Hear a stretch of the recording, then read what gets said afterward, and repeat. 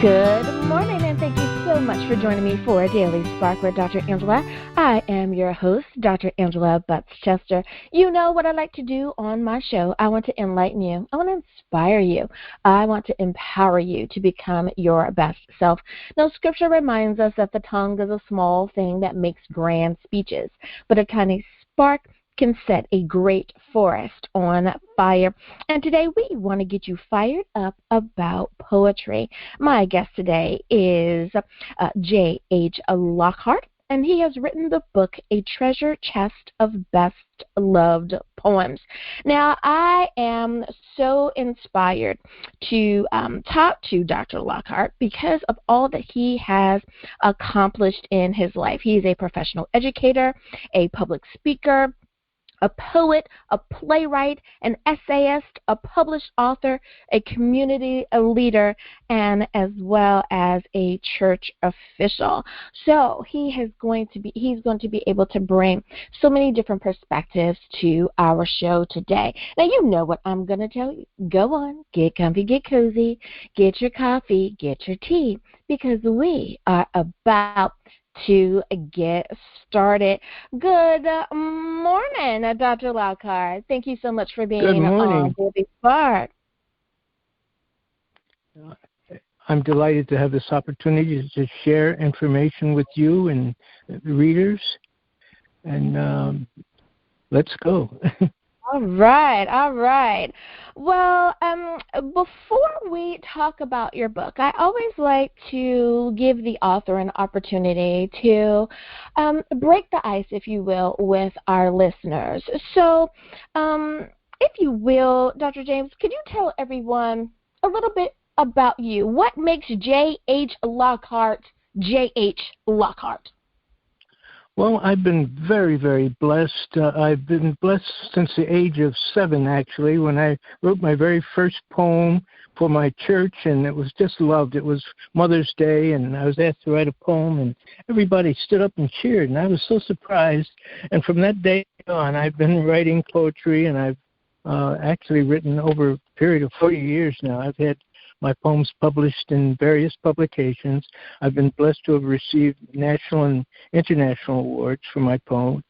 And I'm just delighted that I have this opportunity to share with you and your audience and your many followers throughout the country. I'm just going to say my poems are food for thought, and particularly during these times of turmoil and times of concern about the coronavirus, and incredibly uncomfortable. Because of the coronavirus, because of the economic situation, because of even the political situations in our country. So I believe that they pick up this book, when they pick up this book, I should say, they will just have a few moments of delight, and they'll be able to go back and share and enjoy. Now, is being an author something that you have always wanted to do when you were a young person? Did you realize the power of words then, or was it simply the next step on your path of life? Well, I was motivated, again, by reading a poem I wrote as a young, very young kid, if you will, at my church, and it was so well received that I thought that this is something I'd like to do. And my grandmother, who was an outstanding poet, and I used to write poetry together for years until she passed. And so I've been blessed. I have 3 books, but the Treasure Chest of Best Loved Poems are all my poems, all my original poems. And I'm just delighted that folks in my church and in my community and throughout my colleges have enjoyed and expressed to me their enjoyment of reading the poetry. All original. Everything I write is my own. I don't use anybody else's poetry in my books. Of course. The title, A Treasure Chest of Best Loved Poems. Did you find that the title came to you first, or did the title develop out of your writings? How did you choose your title? The title evolved because, again, it says Best Loved Poems. These are the best loved poems that I have written, and I wanted to put them all together, and not all together, but many of the poems that people have loved into this treasure chest, as I call it, and it's divided into 3 sections. There's a section on faith, dealing with one's religious experience and one's religious motivations, and then there's a section on love from the heart, and then there's a section on just funny stuff, just humor, so that a person can have a meaningful experience in all 3 areas from reading this book. Do you think that your education, your training, your having worked with the Department of Education, do you think that all of that has in any way had an effect on how you write, on what you choose to share? Absolutely. I started out as a teacher at the junior high school level. I went on to teach at the high school level and then at the university level. And each time when I taught, and I taught African American history, I taught United States history, I taught poetry, I taught creative writing. And each time the students were motivated by some of the original things I shared about poems I had written, and I was motivating my students to write their own poetry or their own creative experiences, and it was just delightful all the way. Like I say, started at the high school level and then on to college level and Columbia University, State University, New York, Albany, and I just was so motivated because people enjoyed what I had to share and what I had to impart to my students. And so when I finished working with the federal government, I went on to do lectures, and I've been doing lectures at colleges and community organizations regarding my poetry. And people now are looking for something to feel better, to cheer them up, to encourage them, to feel that all isn't lost. We know that we're in an economic crisis. We know that we're in a pandemic. And so a lot of people are feeling insecure and feeling down or feeling, what's going to happen to me? And I try to encourage them that the good Lord is on your side, for one thing, and that you can just learn from the experiences that I've had, downs and up, and you can learn from just listening to some of the words I want to share with you. Speaking of being encouraged, do you believe that because you are a deacon in your church that you have been able to not only draw on your faith, but you've been able to share in a way that enables people to continue to move forward and have a light at the end of the tunnel? Yes, I'm what's called the deacon liaison to the senior citizens of my church. The senior citizens group is called Generation 1, and they have 200 plus members. We're meeting every Wednesday, of course, until the pandemic negated our personal meetings. But these are 200 seniors ranging in age from 55 to one lady who was 103. And we just have a wonderful time together sharing information. They seem to love my poetry. I also sing, and they love to hear my voice for some reason. And it's just I try to get out to nursing homes when I can, fully masked, of course, and to individual homes. And when people have bereavement, I do my best to try to visit if I can, with the restrictions that one has to impart. Yes, we do have to take all of that into account. I can definitely understand that. Now, when it comes to being an author, so many times authors share about the challenges that they experience. Some talk about writer's block. Some talk about the environment in which they have to write, where they need it to be quiet and it isn't, or they don't want it to be quiet and it is. Did you have any challenges when it came to the writing process of your book? Sure. I think we all do at times.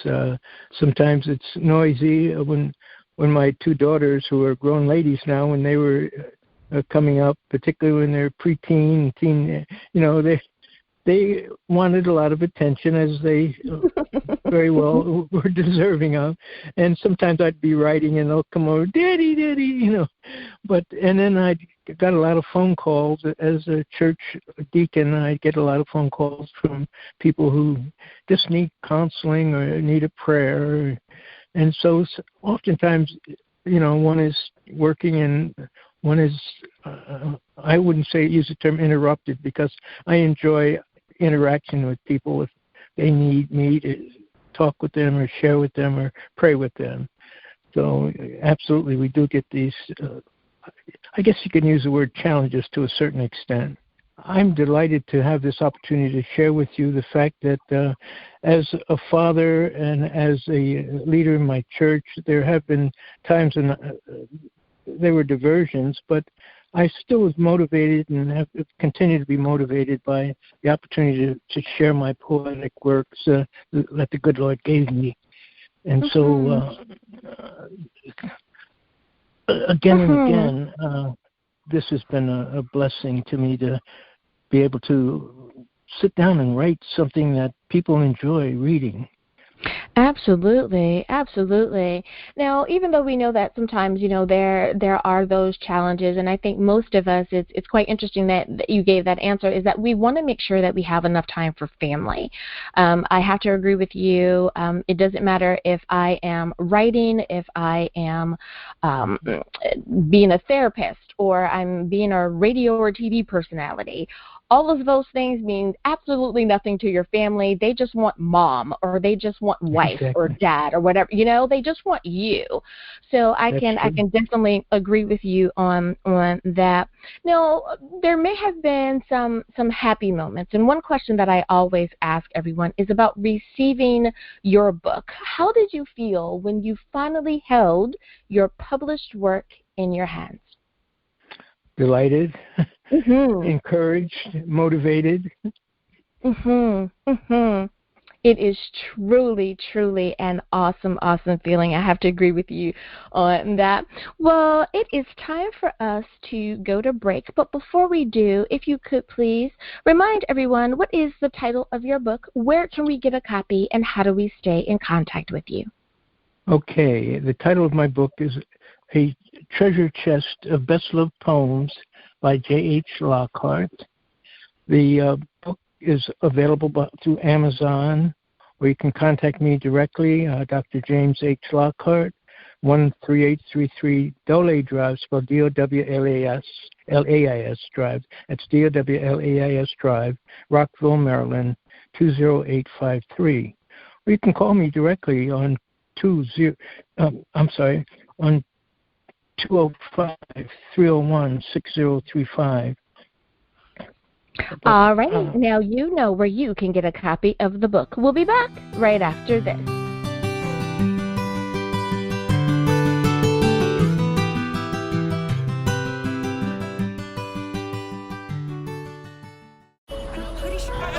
Discovery. No, just a sec. What would it look like if we listened more? Could the right voice, the right set of words, bring us all just a little closer? Get us to open up, even push us further?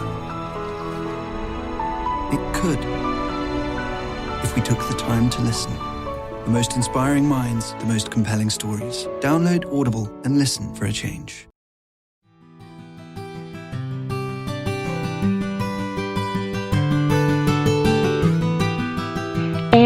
We are back. Thank you so much for joining me for Daily Spark with Dr. Angela. I am your host, Dr. Angela Butts-Chester. My guest today is Dr. James Lockhart, and we're talking about his book, A Treasure Chest of Best Love Poems by J.H. H. Lockhart.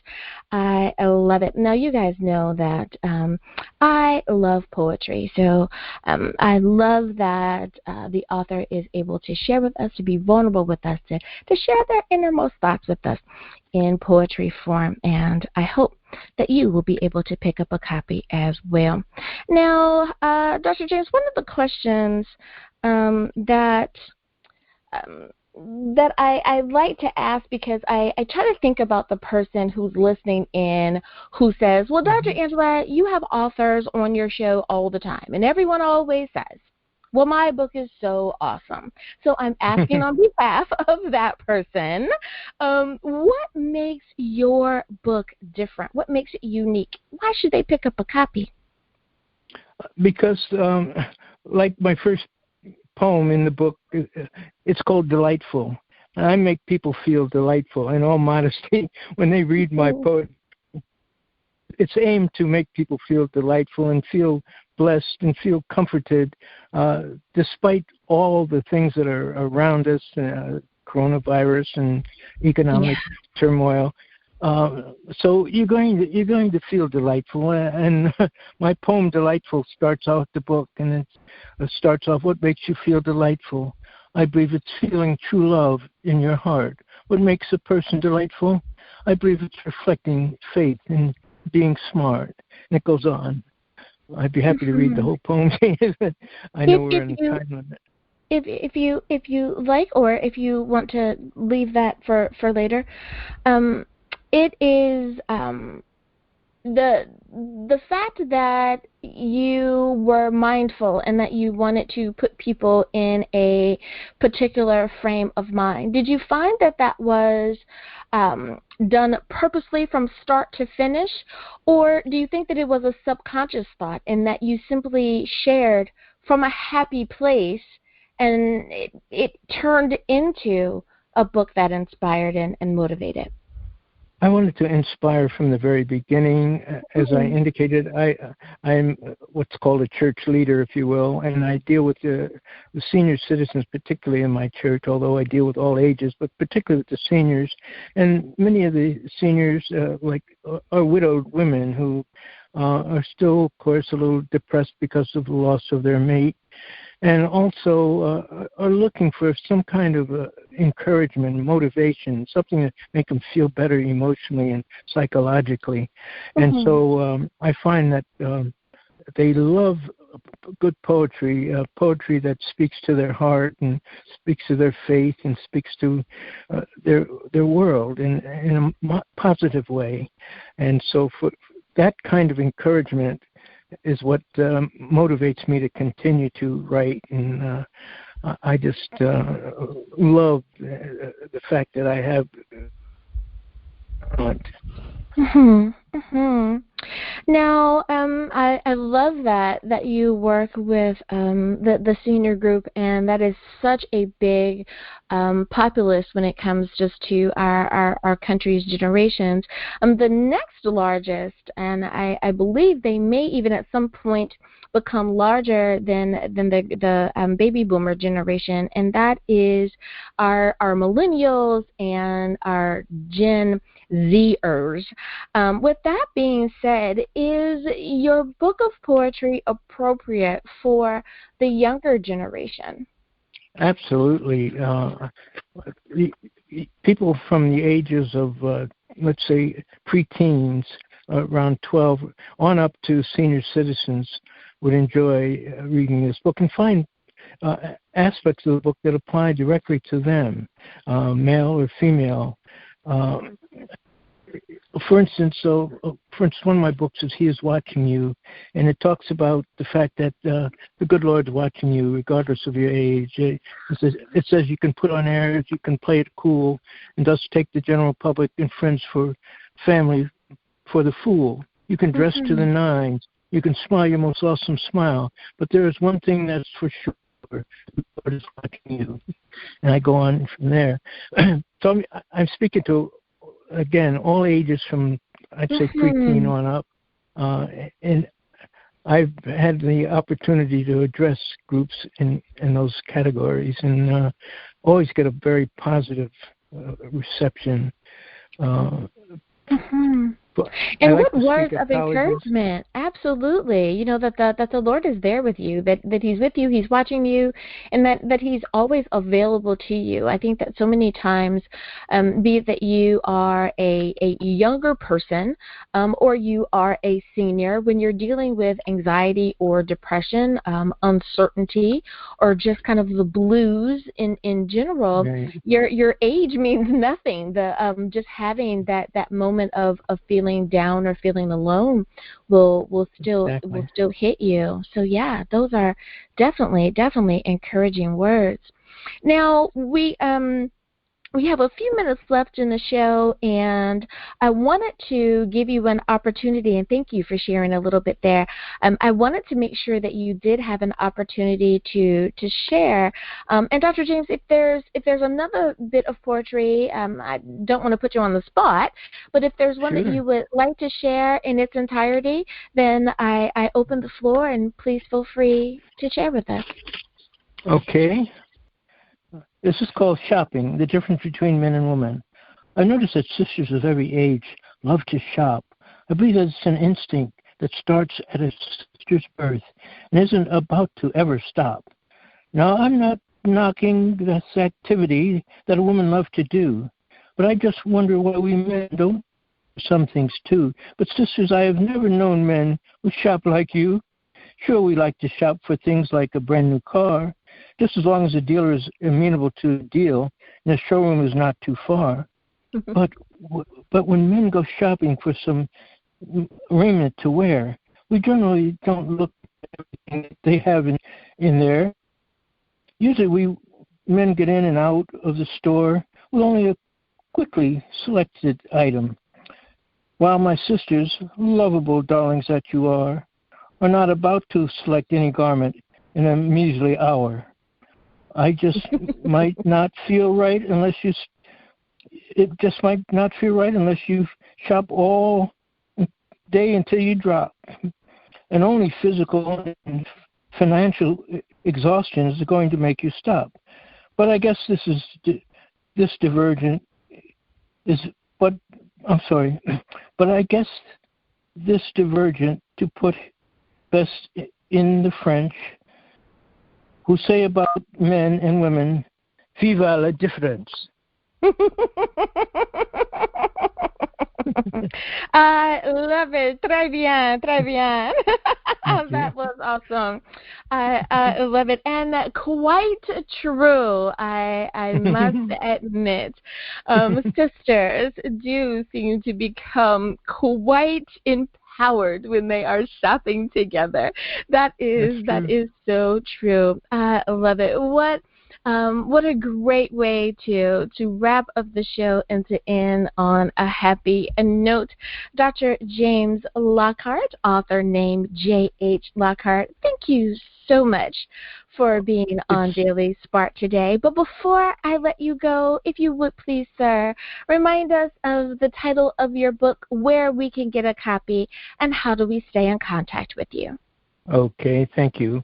The book is entitled A Treasure Chest of Best-Loved Poems by J.H. Lockhart. It's available through Amazon. It's available directly through me, Dr. James H. Lockhart, 13833 Dowlais Drive, spelled Dowlais Drive, Rockville, Maryland, 20853. And you can call me directly, 240-381-2315. I love it. Thank you again, Dr. Lockhart, for being on the show. Thank you for the opportunity. I hope we have a chance to meet one day. I've heard so many good things about you personally. Oh, thank you. Thank you. You know, it would be such a joy to be able to, once we have all settled with this virus and we are in a much safer space, I cannot wait to be able to meet back with people. I have to agree with you on that. We'll have to take you up on that, Dr. Lockhart. Thank you again for being on. Well, listeners, thank you as well. We're so glad that you were able to spend some time with us, too. As always, I hope that we have enlightened, inspired, and empowered you. We'll be back right after this.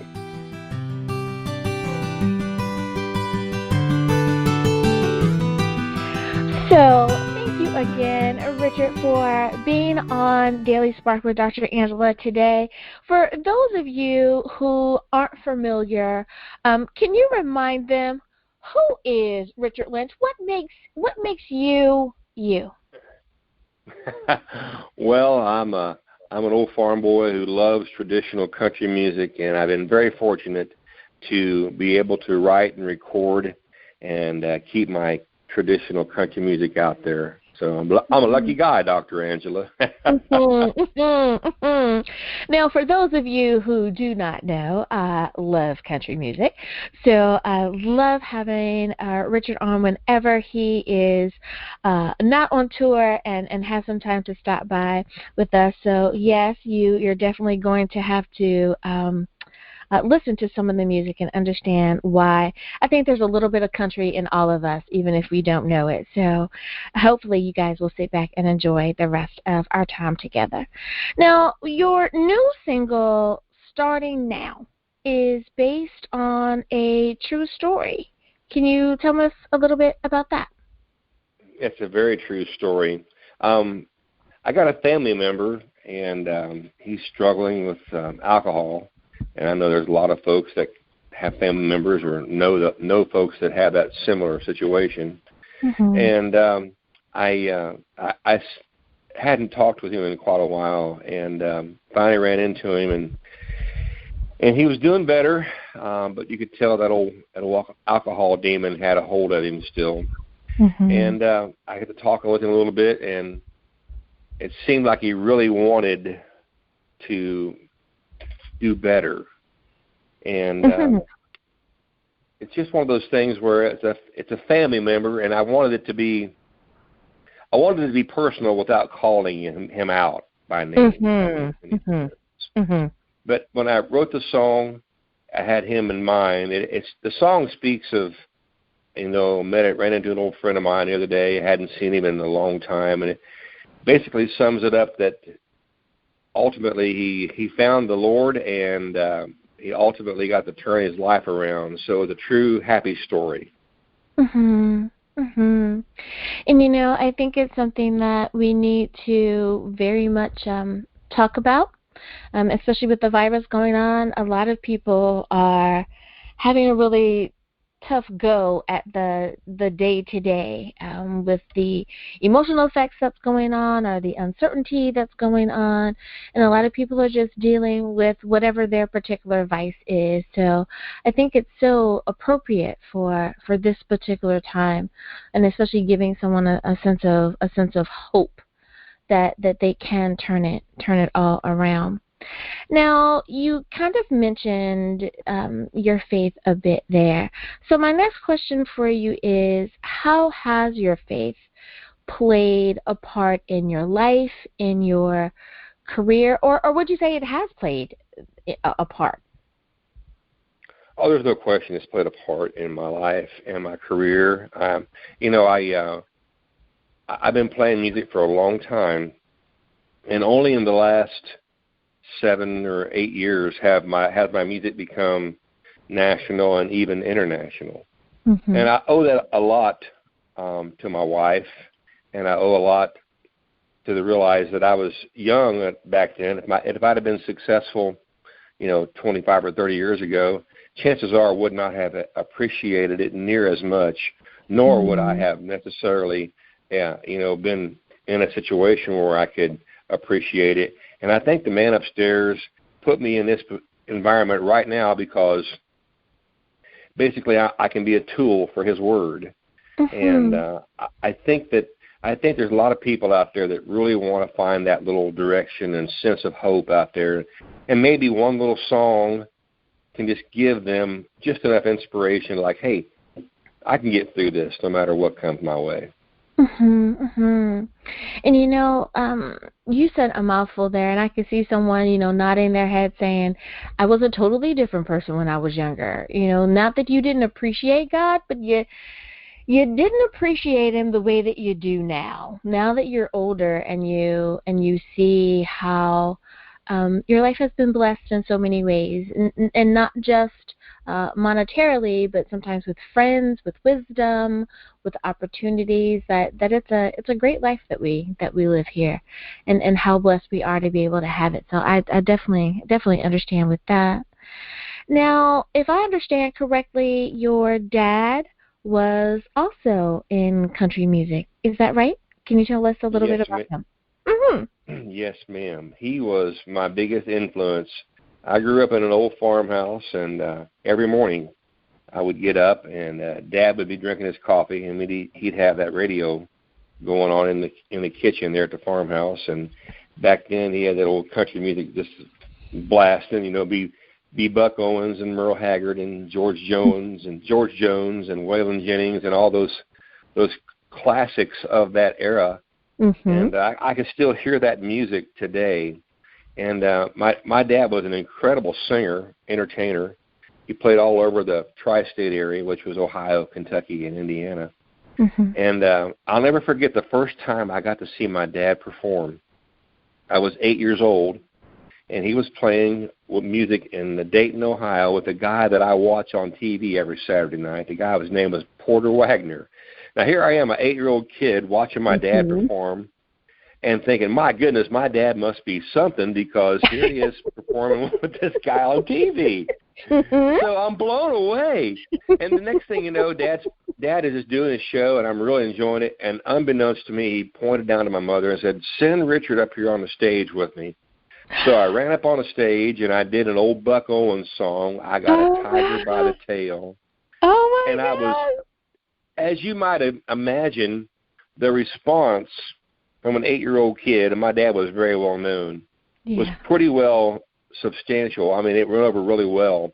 And at that very moment, I was bit hard by the country music bug. I love the honesty. It's like, yep, it bit me, and it bit me hard. It is that. What an amazing story, though. I mean, to be able to experience that, not just seeing your dad, but to be able to go up on stage too in that moment, amazing. That's awesome. Yeah. Stuck with me all these years. Yeah, that'd be really hard pressed to forget. I can understand that. That is awesome. That is awesome. Now, are there any particular artists, and hopefully I'm not putting you on the spot in any way, but just of anyone living or deceased, if you could have a moment with them on stage, is there anyone that you would pull up into that mega concert of yours? Well, I grew up a huge fan, and I am to this day, of a guy named Conway Twitty. Mm-hmm. And I would love to have had the opportunity to, shook his hand and sing a song with him. He put every fiber of his emotion in his music, and he put all his power in his music. And when I hear a Conway Twitty song, it's like, oh my goodness, this man is so talented. I hope I can emulate or somehow be close to this man. That would be my answer, Dr. Angie. Now, you have your most recent album. I think the last time I spoke with you, we were talking about a different project. But if you could tell our listeners today about your most recent album, and that is Think I'll Carry It On, what can they expect from that? That album is 12 songs that I wrote, and I really take a lot of pride in everything that you can take as far as your own heart is poured into that album. I had a couple of co-writers in there. That's my guitar player, and his name is Tim Bennington, and the piano player Tony Williams. We both co-wrote a couple songs on this album. But I pulled my heart and soul into that album. I think what's really missing in a lot of newer music is they've taken the emotion out of the new music, but I want that emotion to be felt back into the music. So when you hear a Richard Lynch album, you're pretty well guaranteed that you're going to hear some emotion that I think is missing in today's music. It really does make a difference because people are able to follow along, even if they may have never experienced your experience, but to be able to feel what you're feeling. So many times people will say, yeah, I feel the pain, or I feel the joy, or, I went along on the journey. So I can definitely understand that. Well, Richard, I know that you're not... Go ahead, I'm sorry. The biggest compliment I've ever had was when someone has said to me at my show, it's like, Richard, I heard your song, and it's almost as if you wrote that song for me, and that's pretty special. Yeah. I can imagine. I tell you, it's a beautiful thing that you guys do, being a songwriter and being an artist. We do not take you guys for granted, because I am just a lover of music in general, and to be able to take folks along on that journey with you, that is an awesome thing to do. Well, thank you for having me. It was a joy. I can't wait to talk again. Thank you. May God continue to shine his face upon you. May you receive his grace and his mercy in all that you do. Until next time, everyone, remember that you are truly blessed in the Lord. Have a great day, everyone. Bye-bye.